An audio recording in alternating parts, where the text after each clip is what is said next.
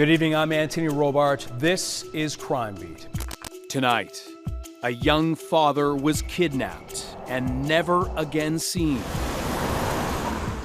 Dad knew something very bad had happened. He saw him get in that truck and never saw him again. It's a case that highlights how far investigative techniques have come. His footprints of life just end suddenly. So we'll start moving towards homicide, even though we don't have a body.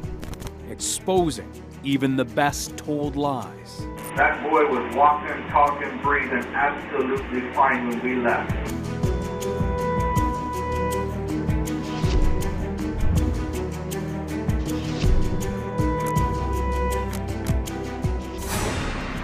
Here's Nancy Hixt with the day Ryan Lane vanished. Just before midnight on a cold winter night in Calgary in 2012, Ryan Lane was talking to a friend on Skype when he got a mysterious phone call. The unknown caller asked to meet in a parking lot at a nearby shopping complex. Ryan Lane went and never returned home. We believe Lane has met with foul play and the homicide unit is leading the investigation. Please look about your property. Be diligent in checking your land. Keep your eyes and your ears open for him and maybe we'll find him. I sure hope we find him. I just want to thank everybody for helping us. Thanks, guys. What happened to Ryan Lane and why? Ryan Lane was a shy, introverted young man who loved gaming. He started with games like Mario Brothers as a kid, but as he got older, gaming became a bigger part of his life. I think Ryan was probably just trying to figure out his life, and he was living in his dad's house, and he was very big in the gaming world and well known for that. So I think he spent a lot of time doing that. He wasn't working, but he wasn't a kid who got into a lot of trouble or anything like that. Veteran Calgary Police homicide detective Christina Witt was assigned to Ryan's case. His family told her Ryan was 18 when he fell in love with a girl named Sheena Cuthill. Sheena was 2 years older, and the relationship moved quickly. Just a year after they met, they had a baby. Ryan and Sheena had a little girl named Jordan. And for the first year, they tried to make it work, and then the relationship fell apart. And so Sheena and Ryan went their separate ways. A custody battle ensued.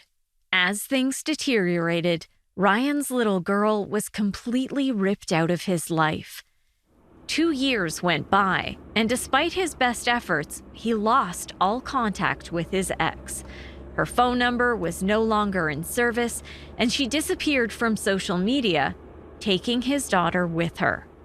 Ryan thought he would never see Jordan again, until he received a notice of court action. Sheena then remarried and was pregnant with a new child. And in October of 2011, Sheena filed for custody. She wanted full custody of Jordan so that her and her new husband, Tim Rumpel, could, I believe, move on with their life and start their own new family and have full access or full custody of Jordan. So that was when things started re-engaging between the two of them. There was no formal custody arrangement, and I think Sheena thought in her mind, because Ryan hadn't seen Jordan for 2 years, this would be not that difficult. She would file, he would agree, and then she would have full access. But Ryan was not willing to give up his rights to see his daughter. He wanted to be her father. She didn't expect Ryan to say, no, I want access to Jordan. And that's in fact what he did. Sheena filed, I believe it was October 5th, 2011 is when she first filed. And their first, I think the first court date was in November of 2011.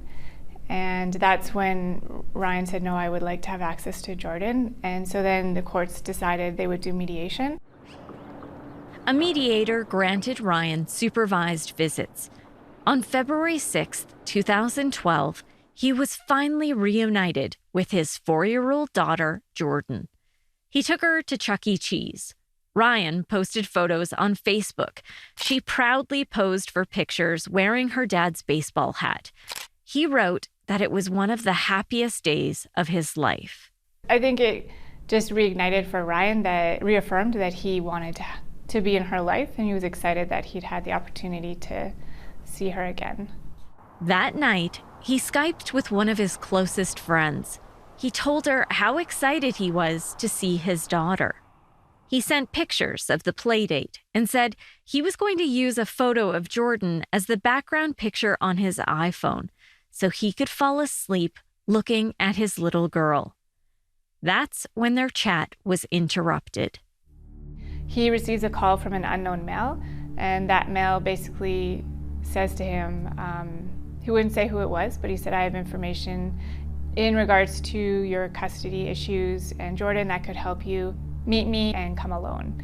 And so Ryan was actually, I believe, Skyping and gaming at the same time with a friend, and he had said to her, he'd gotten the call while he was on with her, and told her, "If I'm not back in 10 minutes, maybe you should call the cops, because this is kind of weird." And so then Ryan went upstairs and spoke to Bruce, his father, told him the same thing. He told Dad that he had gotten this call from an unknown male to meet him to come alone, and that it was to give information to help him with his custody issues with Jordan. Bruce Lane didn't think meeting a stranger was a good idea.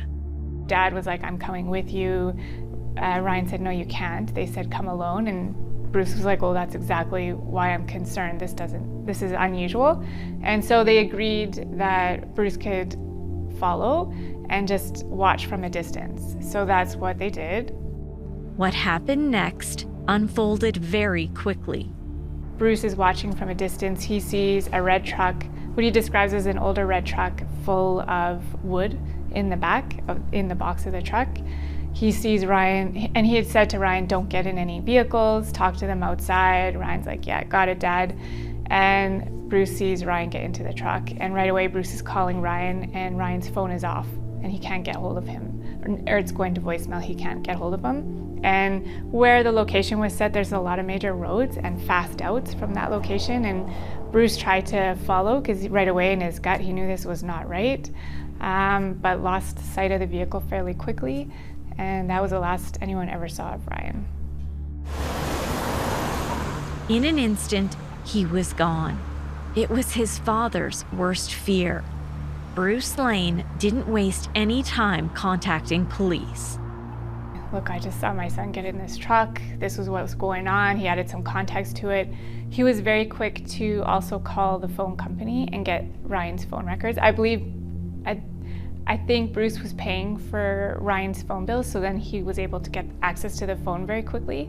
And from that, investigators were able to see that the phone call, his last phone call, had come from this Esso gas station. Dad knew something very bad had happened. Ryan never, just disappears. That's not his normal behavior. He's a homebody. And so Dad saw him get in that truck and never saw him again. He did the best he could by following Ryan, and his information was critical. Had he not followed Ryan, we wouldn't have known that he'd been abducted. We wouldn't have known where, and really that got the investigation going right away. Police gathered surveillance video from the gas station and other businesses in the area where Ryan disappeared.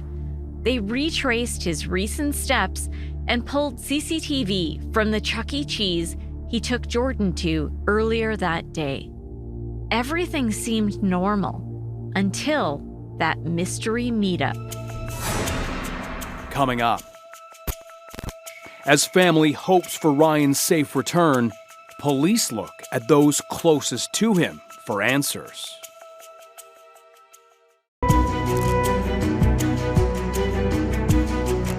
Police use cutting-edge technology to zero in on what happened to Ryan Lane. Here's Nancy Hixt. Just hours after Ryan Lane was reunited with his daughter, he disappeared. He got into a mystery vehicle with a stranger, then vanished. He was very potentially dead because we had no footprints of him being alive. So if you had to talk about the footprints of life specifically when they stopped, when was that? The minute he got in that truck on February 6th. He never answered his phone again. He never used a bank card. He never went online. He didn't show up in any medical facility. Police believed Ryan Lane was murdered. But this case was somewhat unique. There was no body, no crime scene. So early on in the investigation, police sought advice from veteran Crown Prosecutor Shane Parker. So the evidence from the body is one of the classic pillars we use, and homicide detectives talk about the golden triangle of the scene, the body, and history to start to point them as to the first steps in their investigation. In Ryan Lane's situation, his footprints of life just end suddenly. Well, you're then starting to jump to the conclusion of, okay, we haven't seen him. This is a complete break in the person's pattern of life. So we'll start moving towards homicide, even though we don't have a body. It's very natural for investigators when something strange happens in someone's life. You start with the people in their inner circle, and then you move out. And so Dad, right away had said, well, I have no idea who'd want to hurt my son, but I do know he has this custody thing going on. And because we had the CCTV so quickly and on that Esso gas station CCTV, it showed a red truck with wood in the back. A short time before, here's the payphone, which there aren't a lot of payphones anymore, even back in 2012.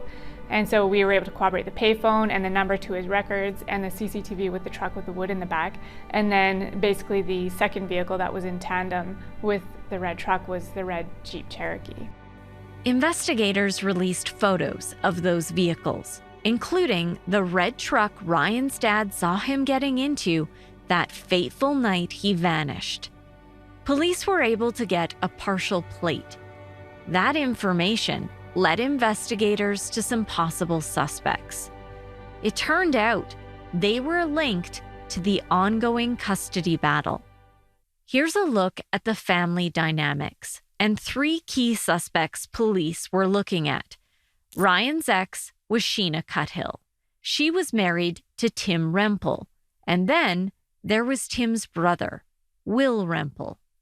Because Bruce had said that there was this custody issue, then we look into Sheena Cuthill. Sheena Cuthill has a red Jeep Cherokee registered to her, and she's married to Tim Rempel. Tim Rempel has, it just goes from there. So we look at Tim Rempel's family. Well, Tim Rempel has a dad, and that dad has a red truck, matching the description of the CCTV.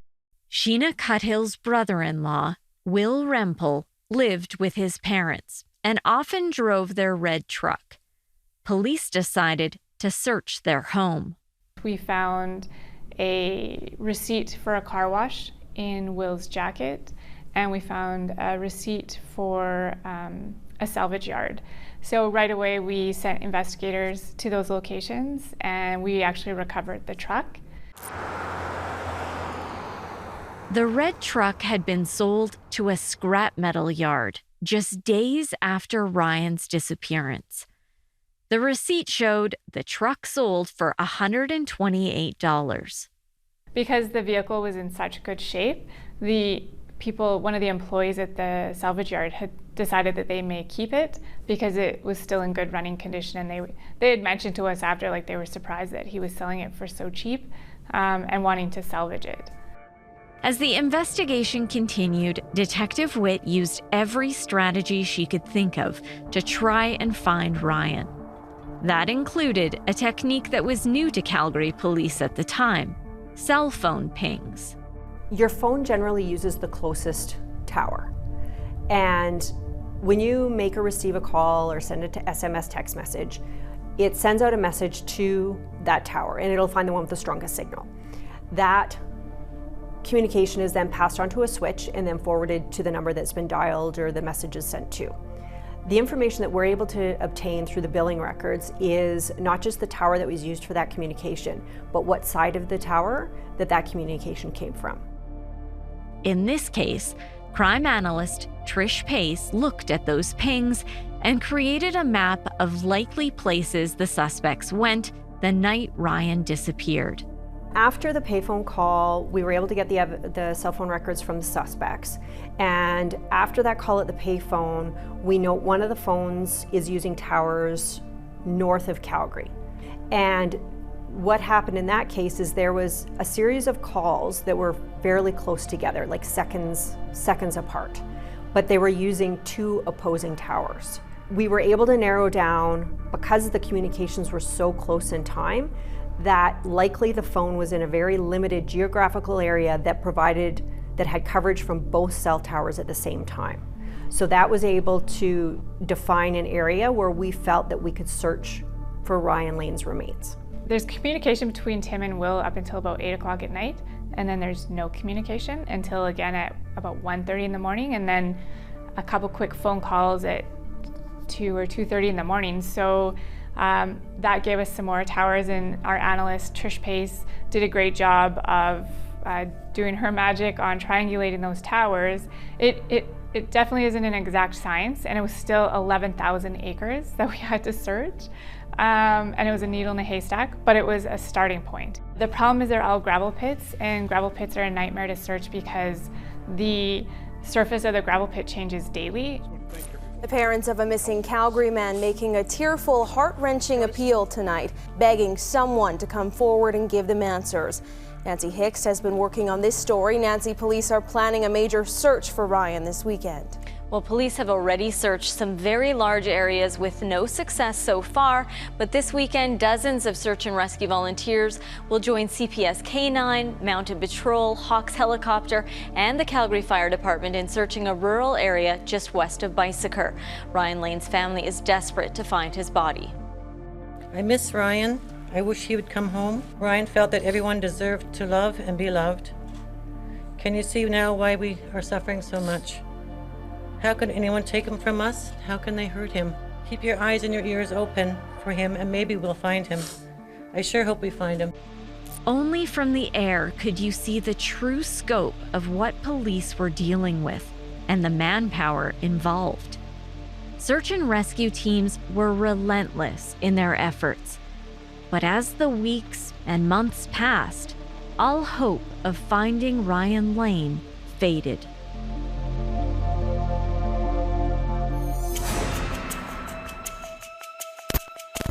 As the search for Ryan continued, police began to further narrow in on the possible suspects in his disappearance. That's coming up on Crime Beat.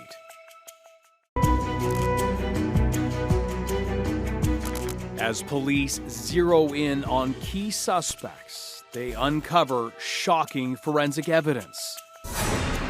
We now return to Nancy Hixt with The Day Ryan Lane Vanished.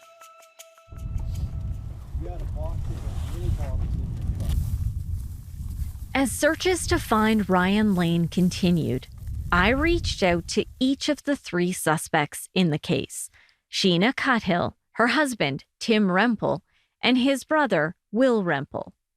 That included a knock on Will Rempel's door. He lived in his parents' basement. Surprisingly, he agreed to do an interview. What do you want to say about the inference to the connection to Ryan Lane's disappearance? I have never kidnapped anyone. I have never killed anyone. And outside of that, until matters get dealt with, I have nothing further to say on the matter, ma'am. I pushed him, but he stuck with his response, denying any involvement in Ryan's disappearance. I will not speak any further to that on that matter, ma'am. With all due respect, I realize you have a job to do, just as anyone else does. But the only thing that I will say is that I have not kidnapped anyone. I have not killed anyone. And I can say that in absolute good conscience, ma'am. I also asked him about his truck, the one Ryan was seen getting into and later recovered at the wrecking yard. I just have no comment on that, ma'am. There have been some pretty serious allegations leveled, and we will cross that bridge when we get there, ma'am, with all due respect.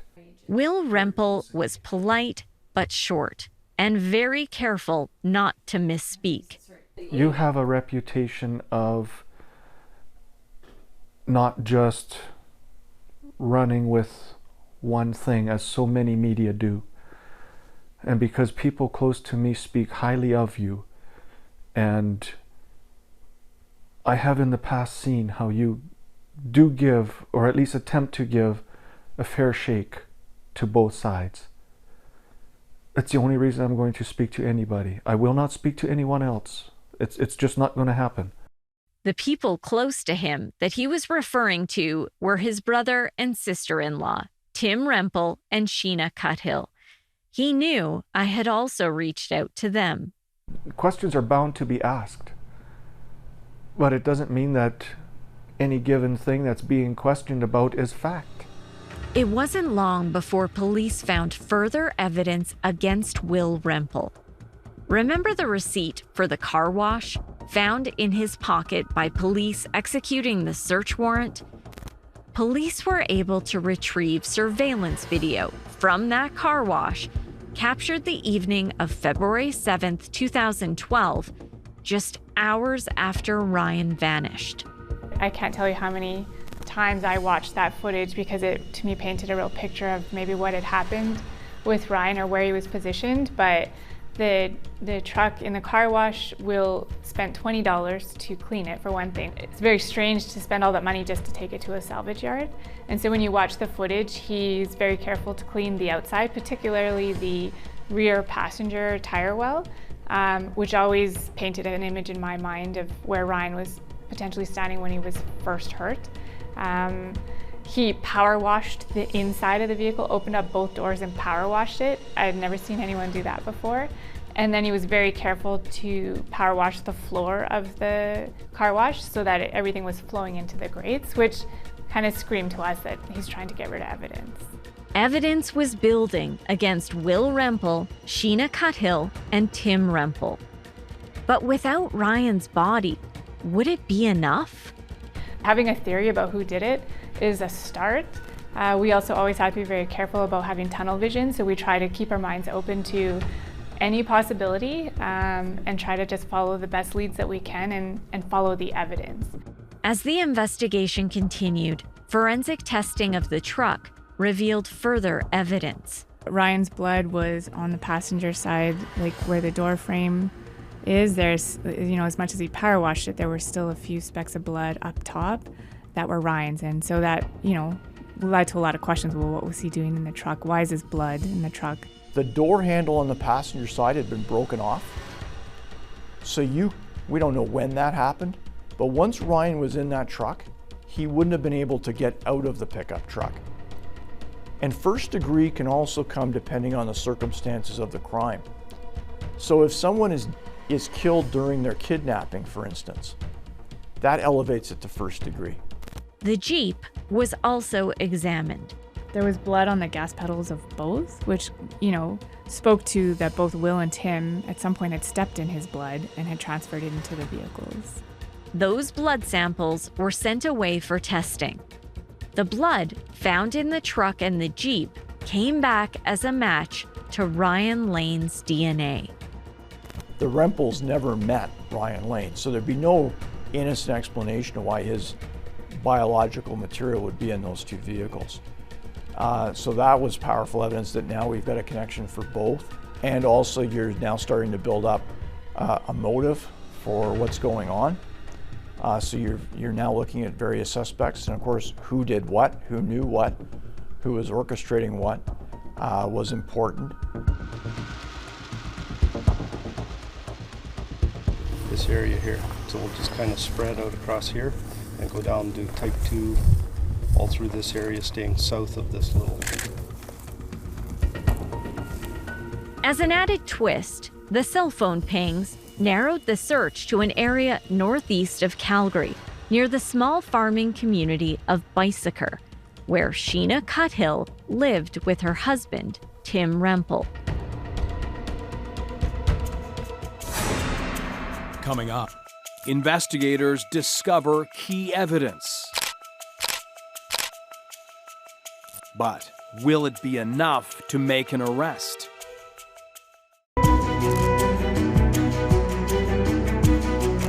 one of the primary suspects speaks out, maintaining her innocence. Here's Nancy Hixt.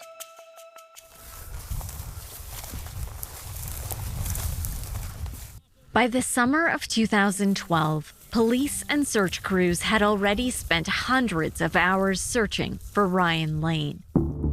Jens Lind was a sergeant in the K-9 unit at that time. He and his partner were key players in the search and used 2 cadaver dogs specially trained to locate and detect human remains. We would take turns using our dog, alternating them, so when one dog kind of tired out, or we thought they were tired, then we would rest them while we worked the other dog. So we would always work the dog between the 2 of us, so it's keeping the dog between of us, and we would kind of call them back and forth and kind of also direct them that way. As months passed with no sign of Ryan, it was hard not to feel discouraged.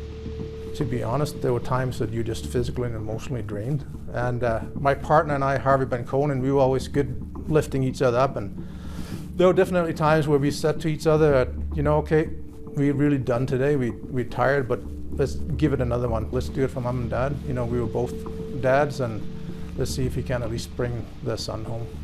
4.5 months after Ryan disappeared, in June of 2012, Sergeant Lind and his partner were out searching with a cadaver dog named Sully when they finally found something. It was a beautiful day. It was sunny and 20 degrees and a nice wind. We had just deployed Sully. And there was this, it was a small area. It was kind of surrounded by almost like grass berm or gravel or sand hills. So it was a bit secluded. And I'd kind of searched Sully, but Sully directed him across 2 or 3 of them already. And as I was kind of going up on the 4th hill, I was on the north side, and like I said, Harvey, he was on the other side, so we always have an eye on the dog between the 2 of us, and he kind of called me back and he said, "You got to come down here, Jens." The yellow lab indicated there were human remains hidden away in the gravel pit in a berm barrel. He went over, kind of sniffed around the barrel. His excitement got a little more up, and it was just like you could almost read his mind that he was investigating. Like, okay, something's here, but it's not quite what I'm used to. The K-9 officers took a closer look inside the barrel. The first thing we saw was a piece of a handle or a shovel and a hammer, but not the wood part. Like, it was just the steel part that was left. Everything else was burnt.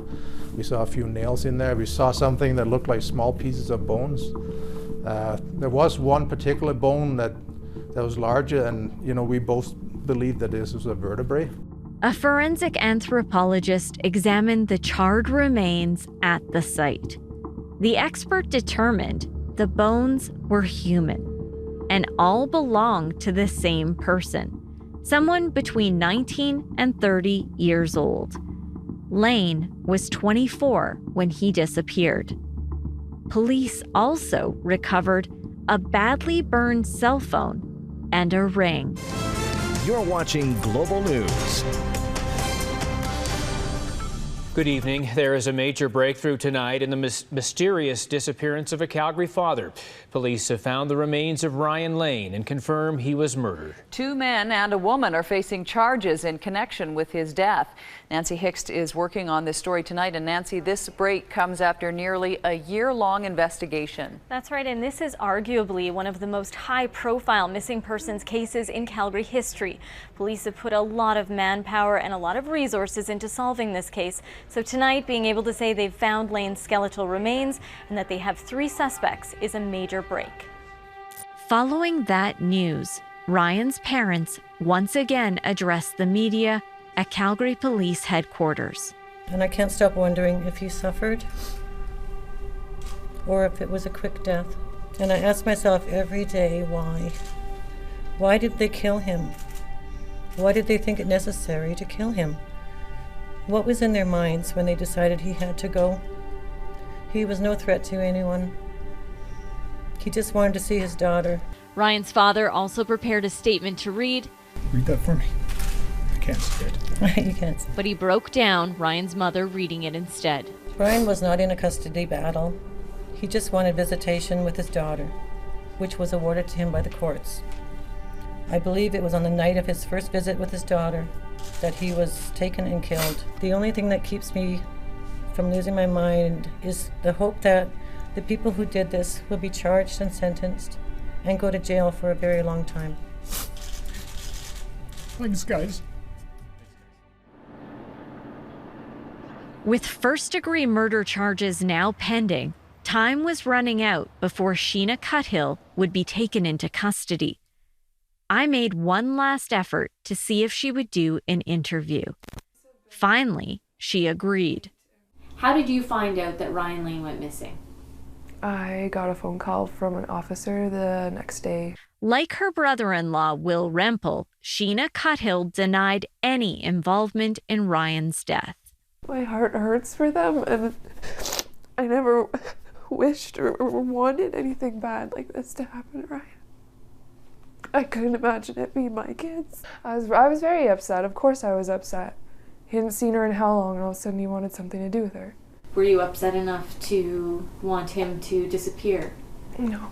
I mean, I said I wish he'd go away many times, but I say that about a lot of people, sorry. No, I didn't want that. I didn't wish that upon Ryan. I thought maybe he would be just gone for a week and then show up. Ryan, being depressed and, go drown his sorrows, whatever else. That's honestly what I thought.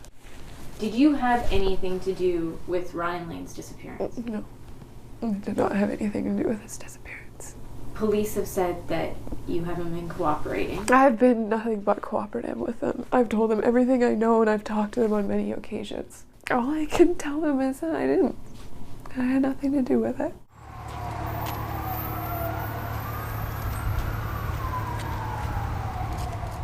"9 months after Ryan Lane went missing, 3 people were taken into custody. Will Rempel, his sister-in-law, Sheena Cuthill, and her husband, Tim Rempel, were all charged with first-degree murder.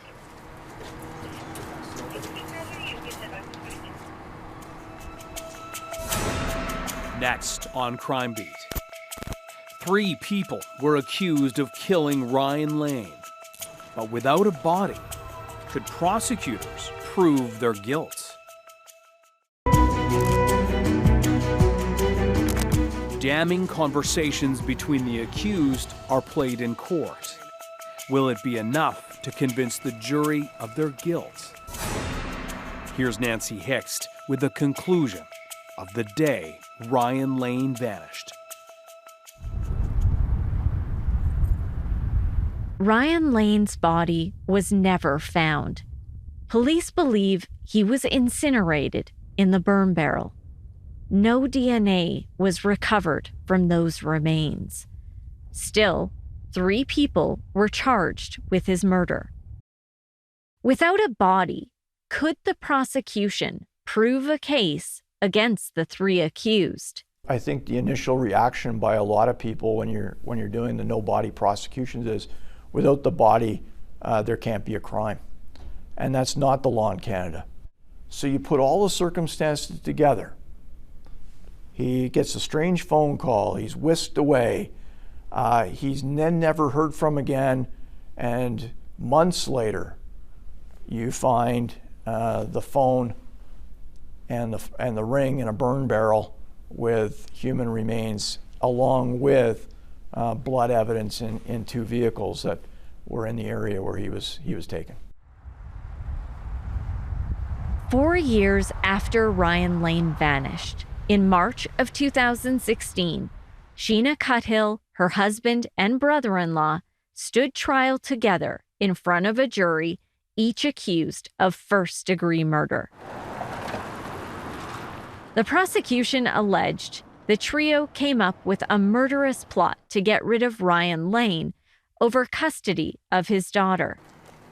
The Crown's theory was Sheena Cuthill gave the green light to her husband Tim and brother-in-law Will to carry out the plot. There was definite planning. When we seized the computers after the fact, we can't say who's using the computer, but someone in each of the households had been looking up where Ryan lived, looking on Google Maps for Ryan, looking at Ryan's Facebook. The computer in Will's house where he lived with his elderly mother and father, he had Googled Ryan's Facebook profile. He had alleged all the time he'd never met Ryan, didn't know Ryan, but on his computer he had Googled Ryan's Facebook. I think Sheena was threatened by the fact that the courts had even given him access to Jordan, and so that contributed to the planning. And then him having a good visit with Jordan, I think, just put it into full gear. But given the text message, she seemed already prepared for him to be kidnapped and killed the morning of, before the visit even happened. Police retrieved damning text messages between the accused killers. We caught a lucky break. At that point in time, TELUS, the way their computers were set up, stored the content of text messages. So we were able to see from the evidence the conversations that the three of them were having by text message, which really gave us a window into where they were emotionally, their feelings towards Ryan, and then ultimately what their plans were involving Ryan. In mid-November 2011, 3 months before Ryan disappeared, Sheena texted Tim, "Can I trust Will to have this done without cops showing up on my doorstep?" The next day, Tim texted Sheena, "I will respect your decision. Know that, but believe you'll only have to say yes once." Sheena texted back, "You won't have any part in this, mister. You're going to behave and let your brother deal with it. If I decide this, I mean it, Tim. My answer will be no right now. I won't even consider it if you have any part of it." Tim promised to stay completely out of it. Then, on February 5th, 2012, 2 days before Ryan disappeared, Sheena texted Tim, asking him what he was doing. Tim, getting things ready, scoured the best spot at the pit. The prosecution alleged Tim was referring to the spot in the gravel pit where Ryan's body was destroyed. At 1:20 a.m. on February 6th, Tim again texted Sheena, "Give me the okay." Minutes later, Sheena replied, "Okay." Investigators believe that exchange was Tim seeking permission from Sheena to murder Ryan. Intercepted conversations were also played for the jury. Got a problem. We got cops here at my work, and they just served me with a warrant, and they're seizing the Jeep. They're looking for anything Ryan Lane, fingerprints, hair, blood. At one point, Tim Rempel called his cell phone provider. If I wanted to erase everything off my phone, like completely everything, how do I do that?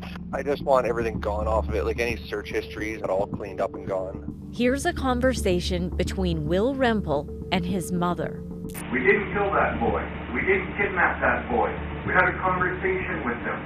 Tim busted his face up a bit. I got blood in my truck because I was going to give him a ride home. He got out of the truck of his own free will. But they have nothing to go on. That boy was walking, talking, breathing absolutely fine when we left. The conversations heated up after Will Rempel was arrested and questioned by homicide detectives. From what I heard on the tape, you and Sheena hung me out to dry, man. They got information that they really shouldn't have, and I'm worried. There's always lucky breaks. And, you know, the old saying, it's better be lucky than good, is sometimes, I think most homicide investigators would probably agree with that statement. You need to have both, and in this case, I think you really saw some really smart policing as well. In particularly, as I say, trying to track down where the remains were. Where Ryan was ultimately found was in a burn barrel. It was a homemade burn barrel with 3 welded rings. Tim Rempel happened to be a welder. But it was in a gravel pit that had been abandoned. The ring police recovered at the burn site was Ryan Lane's high school ring, the class of 2005. The iPhone found in the burn barrel was also his. The back of the cell phone was sent to Ottawa for forensic testing there. There was nothing we were able to get from the electronics because they were fried in the fire. But we were able to get a serial number from the back of the iPhone. And through the records of the Apple store that Ryan had bought his phone at, we were able to compare those two serial numbers as being Ryan's phone. You're watching Global News Hour at 6. It was standing room only in a Calgary courtroom as dozens crammed in to hear Sheena Cuthill testify in her own defense. On trial for first-degree murder, Cuthill denied any involvement in a plot to kill the father of her child. Nancy Hicks reports. The 30-year-old told the court there was never any discussion to kill Ryan Lane. The defense told the jury Cuthill was not the master puppeteer of a murder plot over custody of her child, as the prosecution has presented. For the defense, particularly for Sheena, it was what knowledge did she really have, and what was she really encouraging Tim and Will to do. For Tim, it was what level of participation, again, did he have? Was this something that he just had Will do and he really wasn't involved, and maybe Will went beyond what the instructions were? Will also had a similar defense in that you can say he was a helper, but you really can't say what role he played in the ultimate killing of Ryan Lane. So there was a little bit of sort of soft finger pointing as to who may have did the ultimate blow to Ryan Lane between the two brothers. Some of that is cleared up through conversations and things like that, some of the other evidence. But as I said, with blood evidence in both vehicles, that was a hurdle for defense to overcome in those particular situations. The prosecution maintained all three were involved in the plot to kill Ryan and said he was lured from his home by trickery, then murdered, and his remains burned. It took the jury just over 14 hours to sift through 5 weeks worth of evidence presented in the case. They found all three guilty of first-degree murder. Sheena Cuthill, Tim Rempel, and Will Rempel were each sentenced to life in prison with no chance of parole for 25 years. That's when Ryan's sister Megan spoke to the media for the first time.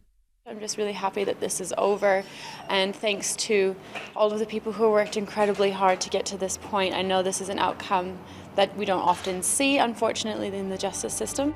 3 people conspired to take Ryan Lane's life and carried out the plot just to stop him from seeing his daughter. Now, that girl's dad is dead. Her mother and stepfather are in prison, along with her uncle. The only small solace Ryan's family has is that a piece of him lives on through his daughter, Jordan. I don't know emotionally how a person comes to grips with that. She was very tender years. I don't know whether that's good or bad in terms of where she was in her development when all this took place. Both the death of her biological dad, Ryan, the loss of her stepfather and Tim, her mother, Sheena, her uncle, Will, and then where she was when the trial was occurring and whether she knows what happened or not. These are difficult situations for all family members, particularly when someone doesn't have that cognitive ability to sort of process it and what that will do to development down the road. His mother keeps a picture of Ryan on her phone, a selfie they took together a few days before he was killed, while shopping for a present to give his daughter during that last playdate at Chuck E. Cheese. All 3 killers appealed their convictions. The Alberta Court of Appeal dismissed them all. The Supreme Court of Canada declined to hear appeals filed by Sheena Cuthill and Tim Rempel. Their convictions and sentences stand. Meanwhile, Ryan's parents say they see his personality in his daughter Jordan. When she's old enough, they hope to be able to share more memories about her father. I'm Anthony Robart. Thank you for joining us tonight on Crime Beat. To learn more about this case, subscribe and listen to my Crime Beat podcast now for free on Apple Podcasts, Spotify, or wherever you find your favorite podcasts. And for previous episodes of Crime Beat TV, check out our YouTube page or download the Global Go app to watch on your phone.